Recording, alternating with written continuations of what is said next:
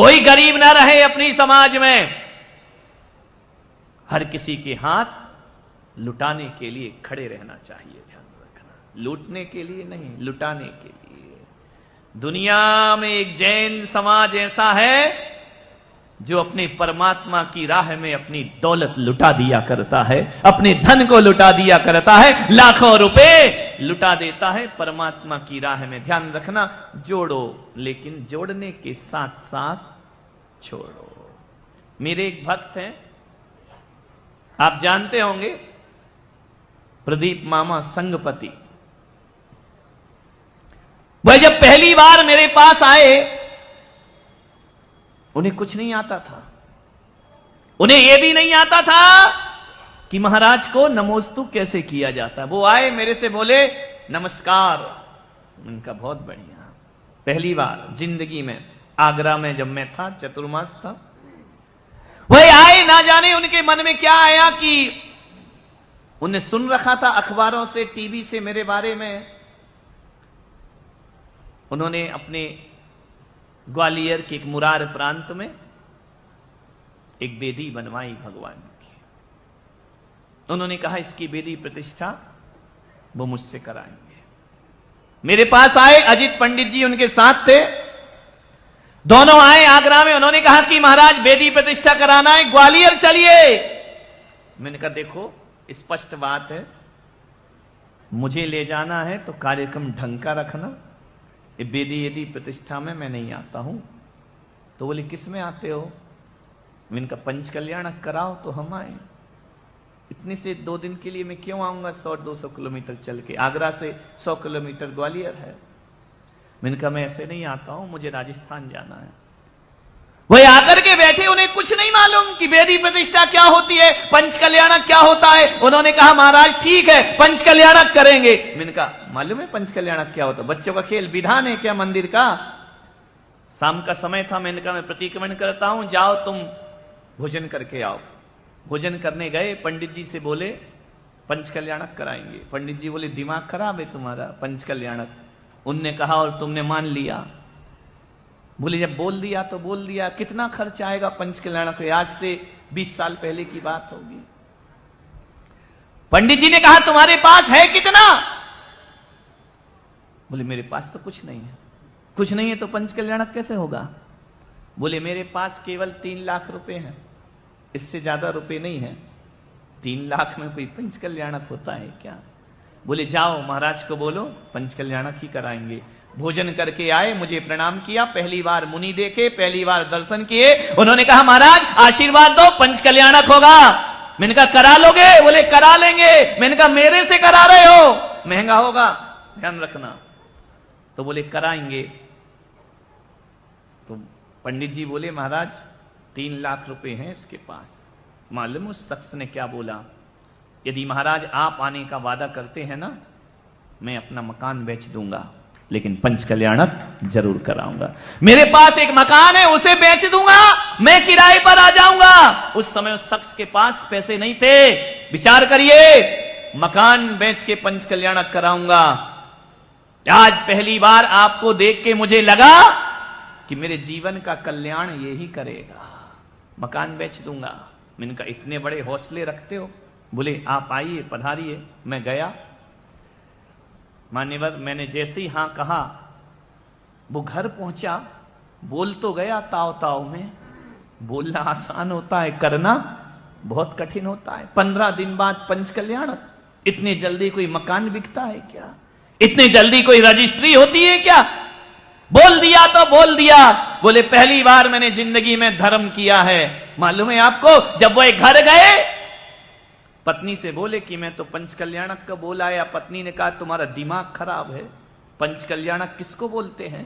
बोले मुझे नहीं मालूम, वो तो भोले बाबा है पूरा, उसको कुछ नहीं आता है धर्म वरम, सबसे भोला भक्त है मेरा, उसे किसी से कुछ लेना देना नहीं। आएंगे, यहां भी 2-3 बार आए, किसी को पता ही नहीं चला, चुपचाप आए और चले गए। ध्यान रखना, मालूम है जैसे ही घर पहुंचता है रात को 12 बजे, अंतिम सांस राम राम राम के सिवा कुछ नहीं निकला दशरथ के मुंह से। और राम जब जोगिया भेष रख करके जाने लगे सहन कोई कैसे करे ऐसी घातक ठेस, कि पुत्र पिता के सामने धरे जोगिया भेष।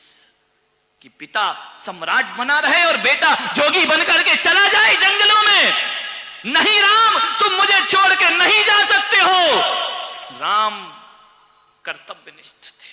ध्यान रखिए, दशरथ ने की आंखें कह रही थी, राम मैं तुम्हें वनवास दे रहा हूं, लेकिन राम तुम तो अधिकार को लड़के प्राप्त कर सकते हो, तुम तो धनुर्धारी हो। दशरथ कहना चाह रहे थे कि राम आओ मुझसे युद्ध करो और अपना हक छीन करके मुझसे ले लो, लड़ करके मुझसे हक ले लो। तुम इस कुल के इस रघुकुल के ज्येष्ठ पुत्र हो और इस सिंहासन पर यदि किसी का अधिकार है तो केवल राम का अधिकार हुआ करता है। और मेरे दिए हुए वचनों का फल तुम क्यों भोगते हो? मैंने वचन दिए, राम तुम लड़ो, मुझसे युद्ध करो, मुझे परास्त करो और पूरे हक के साथ अपना राज्य सिंहासन बाप। कोई जरूरी नहीं है कि मैंने आदेश दिया तो तुम पालन करो, तुम्हें पूरा हक है पुत्र, लड़ करके अपनी अयोध्या वापस ले लो। ध्यान रखें, दशरथ ने कहा कि राम तुम अपना हक मुझसे मांगते क्यों नहीं हो? अरे वचन दिए हैं तो मैंने दिए हैं। राज का बेटा होता ना तो कहता कि पत्नी के दिए वचनों का फल बेटा काय को भोगे, और उस मां का वचन मैं भोगूं जो सौतेली मां है, मेरी अपनी मां भी नहीं है। आज का बेटा कहां ले जाता? अदालत। ध्यान रखना, दशरथ भी तो यही चाहते थे कि पहले कोर्ट कचहरी तो होते नहीं थे, युद्ध लड़के अपना हक वापस ले लो श्री राम। राम ने कहा, पिता ये जो कुछ भी आप बोल रहे हो ये भावनाओं में बोल रहे हो। पिता, भावनाओं से बड़े कर्तव्य हुआ करते हैं, और कभी कभी मेरे भाई कर्तव्यों के लिए भावनाओं का बलिदान करना पड़ता है। यदि राम बलिदान नहीं करते तो आज कोई तुलसीदास उनकी रामायण लिख करके बैठ नहीं रहा होता। भरत ने कहा था कि भैया राम आप क्यों वन में जाते हो, चित्रकूट में जाकर का ये सिंहासन इस पर भरत नहीं बैठेगा, ये कर्तव्य है, ध्यान रखिए। मान्यवर, जब कुर्सी को छीनने के लिए लड़ाई होती है तो महाभारत खड़ा होता है, और जब कुर्सी को छोड़ने के लिए लड़ाई होती है तो रामायण खड़ी हो जाया करती है। राम भी कुर्सी को छोड़ने पर जिद पर थे, भरत भी कुर्सी छोड़ने की जिद पर थे। दुर्योधन कुर्सी चाहता था, युधिष्ठिर कुर्सी चाहते थे, वहां महाभारत खड़ी हो, कुर्सी के लिए हुई दोनों लड़ाई।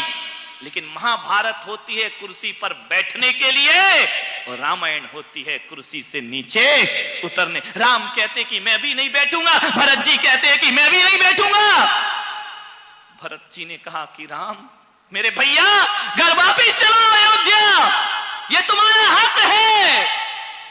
राम ने कहा कि भरत मैं आज किस्मत वाला भाई हूं, मेरे जैसा किस्मत वाला कोई नहीं होगा कि मुझे भरत जैसा भाई प्राप्त हुआ। जन्म जन्म क्या कोई पुण्य होगा जो भरत जैसा भाई मिले। मैं आपसे कहता हूं मेरे भाई, घर परिवार में रहो, भाई भाई के दुश्मन कभी मत बनना जीवन में, चाहे कैसे भी परिस्थिति आ जाए।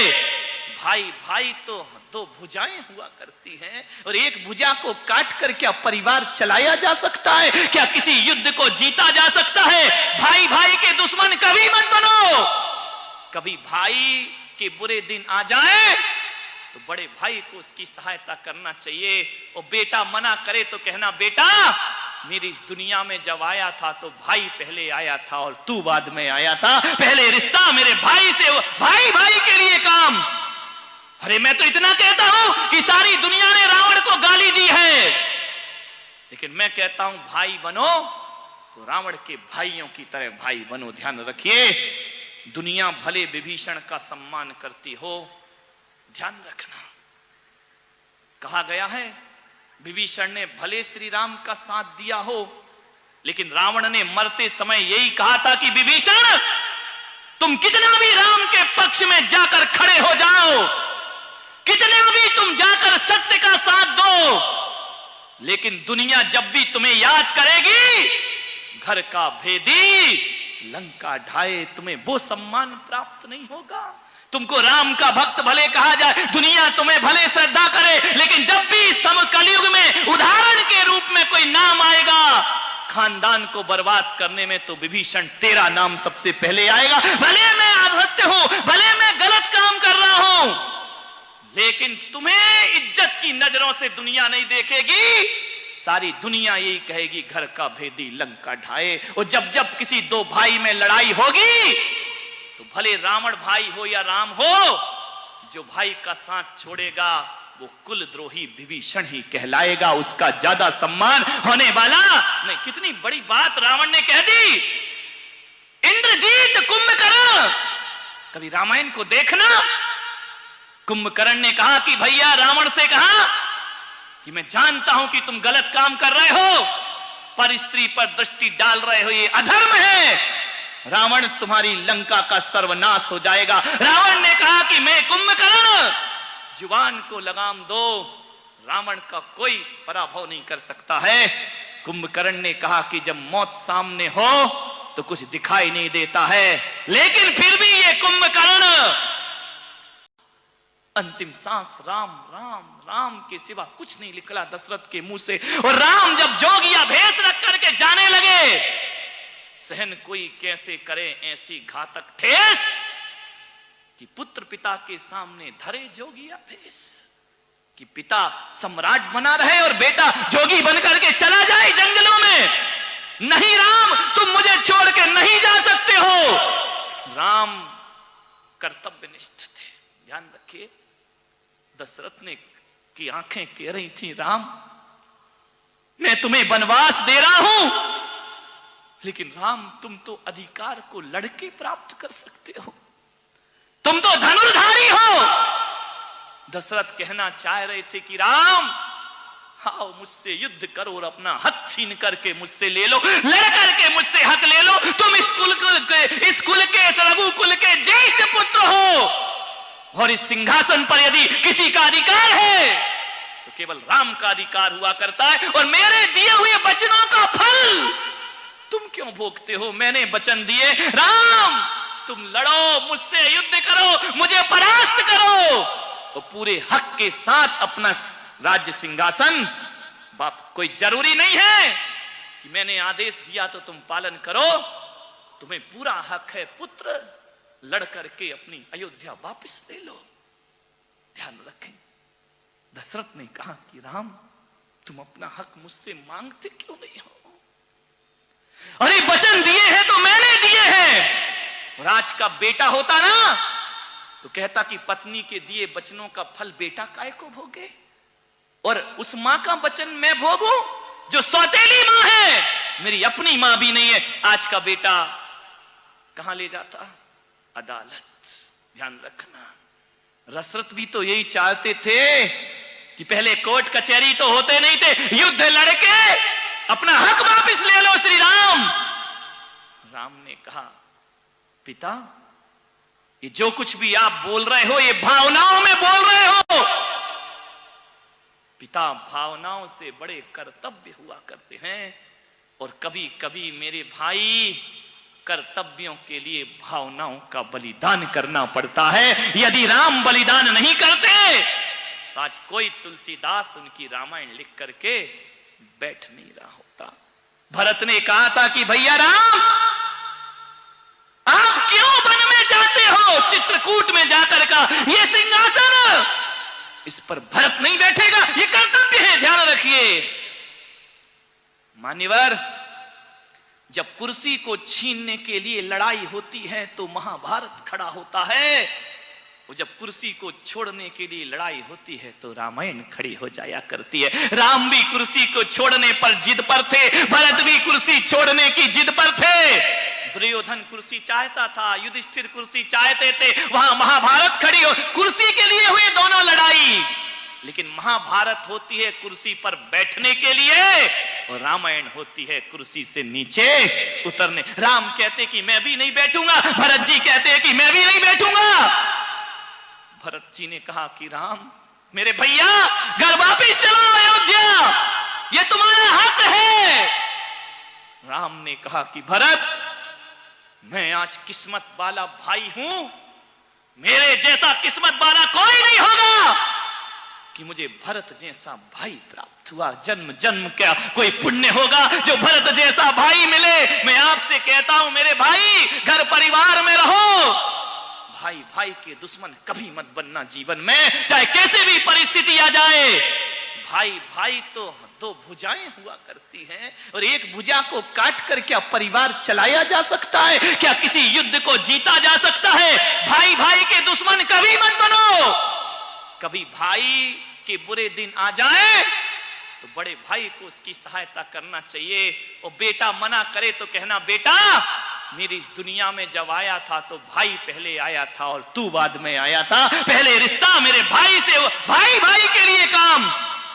अरे मैं तो इतना कहता हूं कि सारी दुनिया ने रावण को गाली दी है, लेकिन मैं कहता हूं भाई बनो तो रावण के भाइयों की तरह भाई बनो। ध्यान रखिए, दुनिया भले विभीषण का सम्मान करती हो, ध्यान रखना कहा गया है विभीषण ने भले श्री राम का साथ दिया हो, लेकिन रावण ने मरते समय यही कहा था कि विभीषण तुम कितना भी राम के पक्ष में जाकर खड़े हो जाओ, कितना भी तुम जाकर सत्य का साथ दो, लेकिन दुनिया जब भी तुम्हें याद करेगी, घर का भेदी लंका ढाए, तुम्हें वो सम्मान प्राप्त नहीं होगा।